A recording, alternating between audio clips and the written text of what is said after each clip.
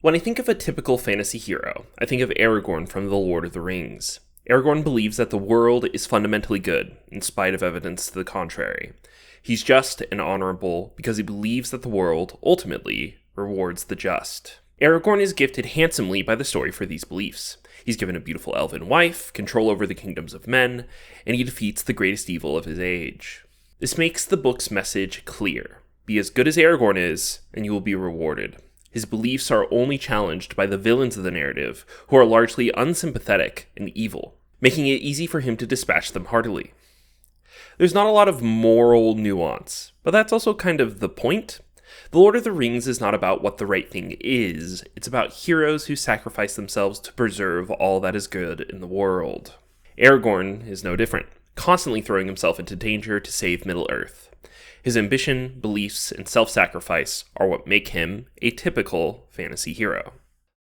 Although I like The Lord of the Rings, I believe it's worth exploring some of the moral questions it bypasses through its archetypes.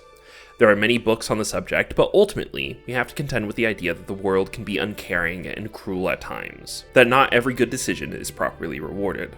When we examine the character archetype, we have to ask ourselves if a person like that could actually exist in a cruel world, a world that does not benefit them for acting rightly. Luckily for us, Yasumi Matsuno built his world to facilitate this. Final Fantasy Tactics examines a world so content in being malicious and corrupt that every speck of shine brought into it is equally laced with a history of grime. Ivalice is a rotting corpse of a country, plagued with the nobility boring through its sallow skin like maggots. This makes living a life with noble beliefs, such as honor, justice, and faith in the good of the people, very hard. Still, the writers wanted a protagonist who fought for those things in spite of the world punishing them for it. To best show this, we need Ramza's beliefs to be complex. He cannot naively believe in honor and goodness. He must understand why those things are hard and fight for them anyway. Ramza must understand the darkness of the world and make the active decision to be a light in it. To build up to that point, though, Ramza must have any fantastical notion of nobility wiped from his mind. His journey from a childlike understanding of heroism to an adult sense of doing the right thing is the focus of the game's first chapter. When we start Chapter 1, the game attempts to establish as much about Ramza's existing worldview as possible. Starting with the fight in Garland, the game has Ramza fight for the sake of the nobility in the setting. Upon the defeat of the men, he laments not that this had to happen, but that the men weren't more responsible with their lives. This is after the player is given all the information about the 50 Years' War and how it displaced many of the normal people in Ivalice. Ramza's comment then seems callous and out of touch. The first fight is telling us who Ramza is before he becomes someone else. He's shaped by what the other nobles believe and how they act. When we start to meet other nobles in the narrative, they don't view the common person as whole beings, but instead as pawns in the game of politics and power. While Ramza's initial impression is framed negatively in the narrative eventually, you may not get that impression initially. Many fantasy stories begin with a hero fighting a bunch of bandits. It's a staple of the genre. Similarly, in strategy RPGs, the initial antagonists are usually low-stake bandits who the heroes take care of. You can see this in basically any Fire Emblem game. You don't have to extrapolate too much to see that Ramza believes he's just playing his role. With that, you begin to understand why Ramza believes the things he does. He was inundated by the culture he grew up in to believe that the reason some people are bad is merely because they want to do bad things. Ramza doesn't understand these men. He pities them. After the fight with the bandits, the player is then treated to a scene which occurs a few years before the beginning of Chapter 1, the death of Barbaneth Beowulf, Ramza's father. Despite the somber atmosphere, Ramza's brothers are frustrated by him being late. Barbaneth tries to calm them down and reminds them that they are all of the House of Beowulf. This scene teaches us a lot about the dynamics of the characters. Barbaneth believes that to be a good man is its own reward, reminding Ramza that he must embody the soul of a knight. We also learn that Ramza and his younger sister Alma were children born of Barbaneth's second marriage, meaning a rift exists between the younger and older siblings. Additionally, the second wife means that Ramza is not a true heir to the house. Despite this, Barbaneth still calls him here to impart his dying wisdom and reminds his brothers of the importance of Ramza's place. Ramza may not be the true-born son of Barbaneth, but this speech makes it clear that Barbaneth believes that Ramza will follow his footsteps and continue his legacy as a knight. Now, this is where we learn the source of Ramza's conflict in this chapter. Before, we saw how Ramza followed in the footsteps of all the nobles around him, believing bandits lesser than he.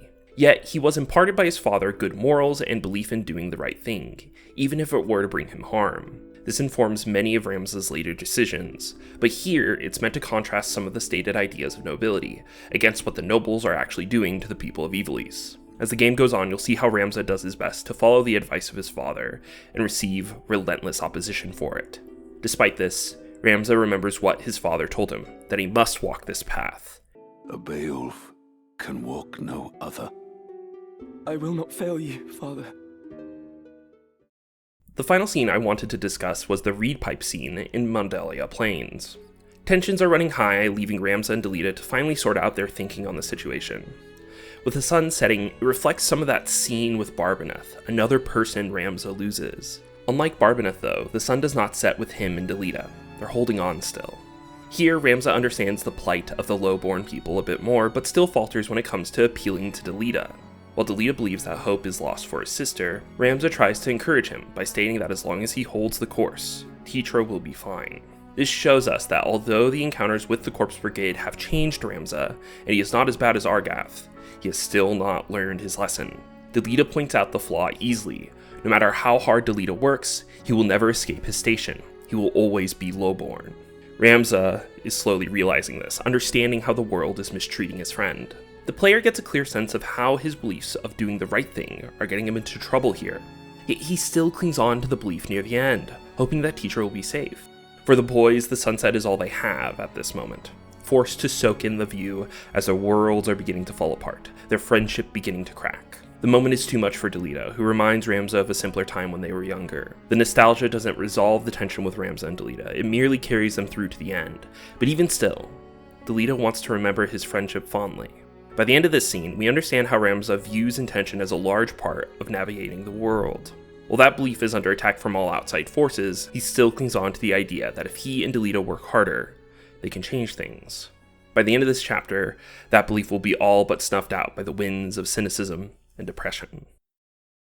With Ramza's beliefs fully understood by the audience, the best way to get him to question those beliefs is by having other characters confront him about it. While other characters are meant to be foils or reflect some aspect of Ramza back at him, Miluda is the first character to really push against Ramza and making the game's message about nobility and station clear. Miluda is quick-witted, and not in a joking way. She verbally spars with all members of the cast, having intelligent and pointed responses for everything they say. While Ramza may still cling on to some of his beliefs after the first meeting with Miluda, the player will almost certainly be struggling with what's happening by the time talking with her has ended. One of the ideas that's played with in Chapter 2 is about what honor and honesty really means. Many of those threads begin here, with Miluda.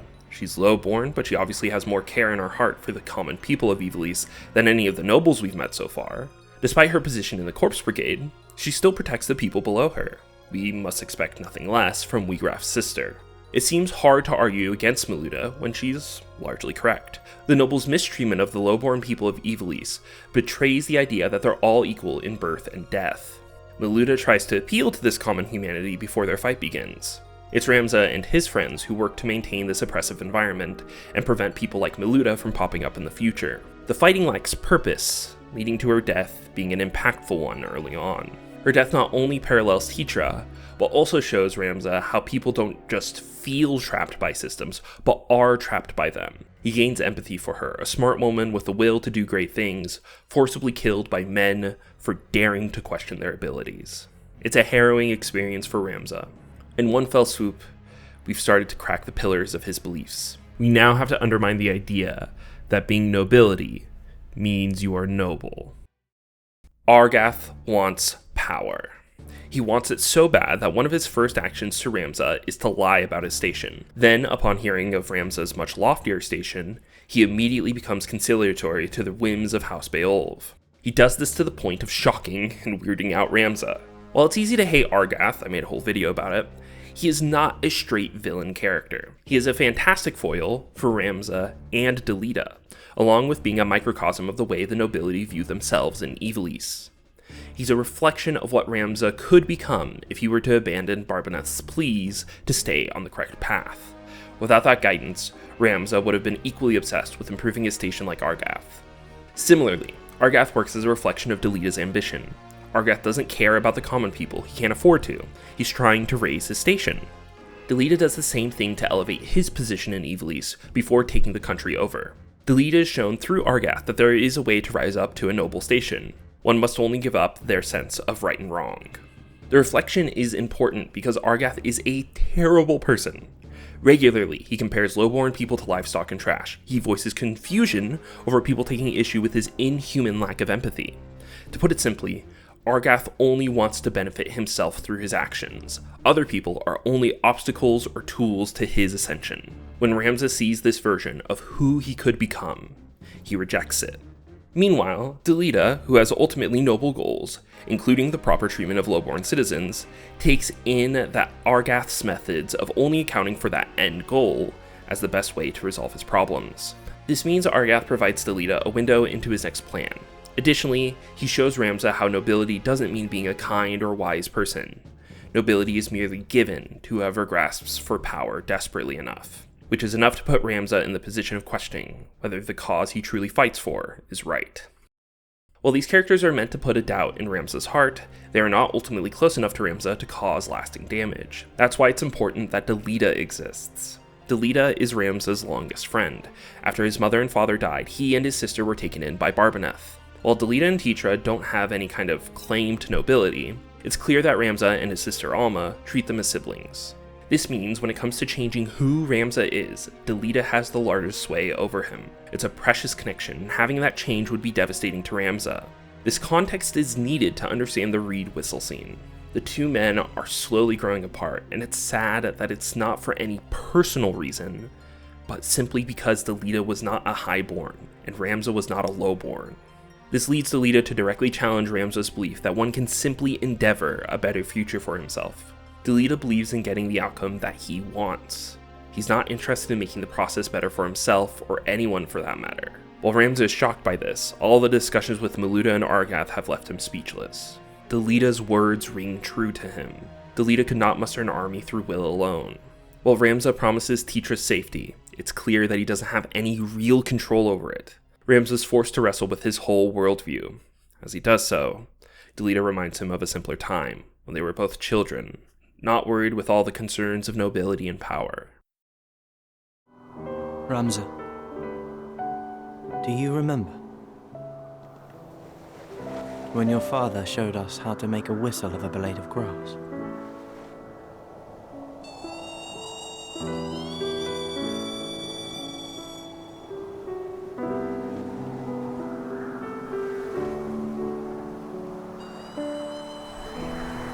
The two play their makeshift instruments in hopes that they can return there again, while knowing they cannot.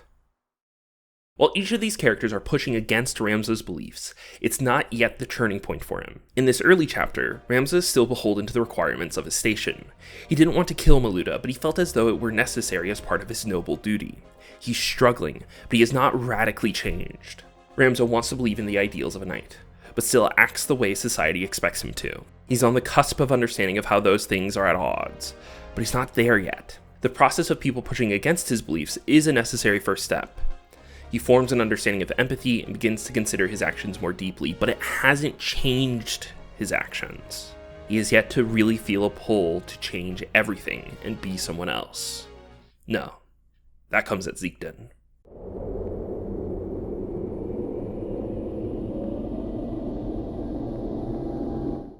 When Ramza makes the decision to help Delita save his sister, he's taking an action which was not given to him by the nobility. He even fully rejects Argath's warnings beforehand, since he believes he's doing the right thing. This is one of the first things Ramza does in the story, which was not expected of him due to his station. Here, Ramza does this because he believes Titra's kidnapping is unjust.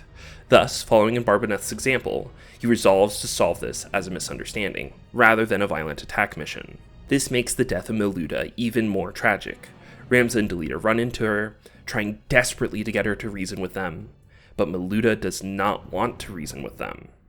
She wants them to understand her pain, so she lashes out here. Ramza urges her to drop her arms and have a conversation, but because of the systems his family upholds, Maluda will not abide by Ramza's pleas. Ramza is forced to kill her. He questions if this is how it's always going to end, while Delita questions who he's allowing himself to become. The player is forced to sit with it for some time, pondering the tragedy of it all. It's clear that although Ramza himself isn't necessarily guilty, his actions support the systems which are. In many ways, Ramza is not just responsible for Maluta's death, but her terrible life. By the time Ramza and Delita arrive, the Corpse Brigade is basically destroyed, but they have to reason with this random member of it to get Teacher back. Ramza, in spite of everything with Maluta, believes that if he's able to negotiate with him, he could get Teacher back. Upon trying, Ramza's brother arrives and orders Teacher killed so they can attack the Corpse Brigade member. Argath obliges his new lord, attempting to grab power as quickly as possible. In a single action, Ramza understands why people hate the nobility. In spite of being noble himself, he cannot understand or abide by the action. Despite it being ordered by his brother and despite Teacher being lowborn, Ramza forces himself to act in accordance to what he thinks is right. Delita, on the other hand, flies into a rage, blaming all nobles for this action, including his best friend. The systems Delita had been working with the whole time had not given a damn about him when he needed their support. He had done everything right to save Teacher's life. He had given his life to appease the nobility, and this is what it gets for him. His sister is dead, and he's had to kill countless people to reach this point. Delita didn't even have qualms with those people. But in spite of it all, he's forced to watch as Argath gets more praise than he does. Delita is forever changed by this experience. Similarly, everything Ramza had believed in was unimportant in this moment. He could have been the most just and fair person in the whole wide world, but it would have done nothing to help Teacher. This is the moment where Ramza goes from having doubts to not understanding how his beliefs could have led to this moment. He's also coming to the realization that it was foolish to believe in any other conclusion. Teacher's death surprised him for long enough to realize that it was inevitable. The final nail in the coffin of Ramza's previous life is Delita's rejection. Delita fully rebukes Ramza for his part in Teacher's death, and Ramza can't fight against this point, because Ramza's family are the ones who propagated the violence. Delita is then caught in an explosion, leaving Ramza to believe he's died. Ramza walks away, fully changed at this point, no longer able to live his life the way he did before. How could he? His previous life killed his best friend, his sister, and continues to perpetuate hardship among the citizens of his country. We see Ramza after all this at the very beginning of Chapter 1 during the tutorial. He's passive again, but as a mercenary rather than a member of the nobility. He does this to hide from his responsibilities. He's not living up to Barbaneth's ideals, but that's because he's unsure of where to go with them. It seemed to only cause pain. Yet, Delita being alive changes things for him. He may be able to change yet. If we end up discussing Chapter 2, we'll talk about how Ramza goes from rejecting all the ideas of his youth to integrating them into his adulthood. The introduction of Final Fantasy Tactics is a masterclass in telling the story of someone going through a radical shift in their beliefs, while also examining some common fantasy tropes, such as bandits and rebels. The game means to actually ask questions about these tropes, rather than have them be set dressing for the setting. We've only gone through the game's first chapter, so it's important to remember that Ramza is not left in this position. Ramza eventually finds his way again, the path he must walk. He'll find it, but the beauty of that path can only exist if we see how it's tarnished by the setting. That way, when we see Ramza uphold his principles, be a true knight, we really respect him for it. When bringing this into our own writing, it's important to understand the fundamental steps to building to this moment. We had time to understand Ramza's previous worldview. This makes the attacks done to it by the other characters more impactful and understandable. That said, we can't just have a story where we understand the protagonist disagrees with other people. No. To finish out this arc, we need to have the protagonists fail to get what they want because of their beliefs and actions up to this point. Otherwise, why wouldn't they just be stubborn about it? These are the steps needed to build a satisfying arc of a character slowly changing their worldview. Hopefully this helps you understand how to write a changing nature in someone, and I hope it gets you interested in trying Final Fantasy Tactics. It has a lot to offer, so I'd love to talk about it more if this video does well. If you'd like to see more of my stuff, I made a video about my first experience with an MMO, Final Fantasy XIV, and I have plenty of videos talking about TTRPG mechanics. I guess I'm on a weird Final Fantasy kick lately, but I think I have another video for TTRPGs coming soon, so I hope everyone enjoys that. Be sure to like and subscribe to the channel if you like my stuff. If you'd like to see more videos get made more often, share the video or send me some money on Patreon. I don't have any rewards there, but I would still appreciate giving me anything you can for the time being.